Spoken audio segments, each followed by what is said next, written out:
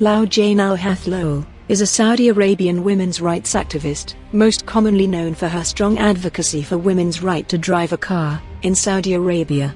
In 2014, a video surfaced of Loujain as she attempted to drive her car across the border of the United Arab Emirates and into Saudi Arabia.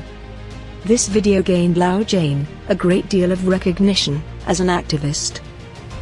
Just a month prior to Saudi Arabia granting women the right to drive, Loujain al-Hathloul was arrested in May 2018 on the charge of attempting to destabilize the kingdom.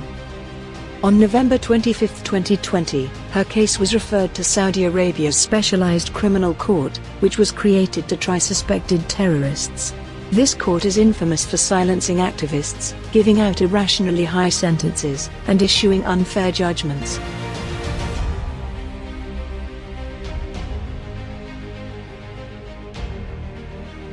After 1,001 days in jail, al-Hathloul was released from prison on February 11, 2020. According to human rights advocates, this release has come far too late. The American President Biden, who has advocated for Loujain's release in the past, said the following.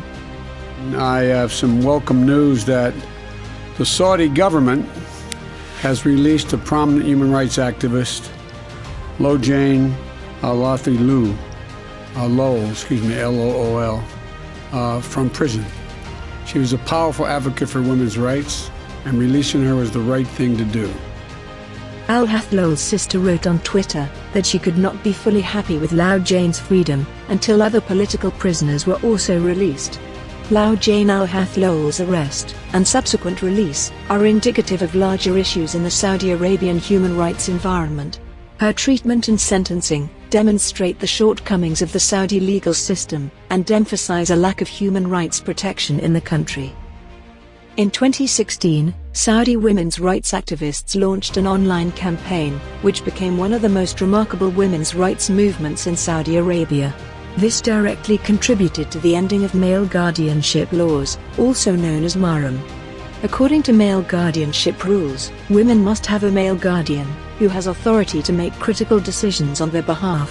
The male guardian has significant power over a woman's life because his consent is required for decisions related to marriage, work, travel, and study. من العنف والاضطهاد النفسي ومن الكبت وإني أبغى أكون إنسانة مستقلة، ما أقدر أتزوج الشخص اللي أبيه، ما أقدر أتوظف إلا موافقة ولي أمري. The nationwide campaign against male guardianship launched in 2016 had its effect. In 2017, King Salman issued a royal decree to revise male guardianship laws and allowed women to receive services without the permission of a male guardian. Another campaign that led to a royal decree was the Women to Drive campaign, which contributed to women gaining the right to drive. As such, it seems that Saudi Arabia is making significant steps with regards to women's empowerment. Yet, there is still much to be done. Despite legal changes to the male guardianship system, women still need the approval of a male guardian to get married, leave prison, or to have access to certain healthcare. Another human rights issue brought to the forefront by Loujain al-Hathloul's sentencing pertains to the Saudi Arabian legal system. As mentioned before, al-Hathloul's case was referred to the Specialized Criminal Court. In an extensive report, Amnesty International has called out the SCC as a tool for silencing dissent.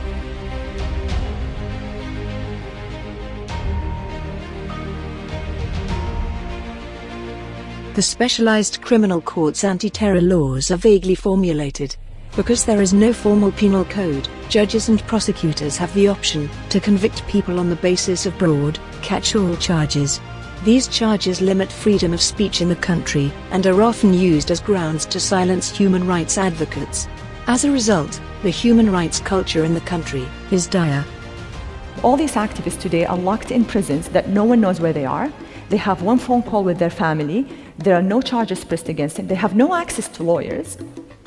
And the charges, there were no charges. There was only treason, and treason is 20 years in jail. And the only treason they had is they loved their country so much to campaign for equal society between men and women. The man behind some of the recent reforms in Saudi Arabia is Crown Prince Mohammed bin Salman. The government's rhetoric about reforms increased after the appointment of bin Salman. However, critics maintain that his rhetoric stands in stark contrast with the country's reality. Bin Salman professes to greatly value reform.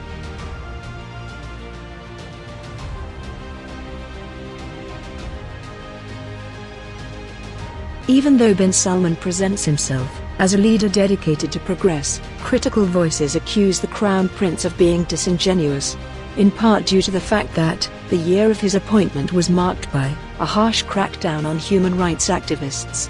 Many were sentenced to detainment and remain imprisoned to this day.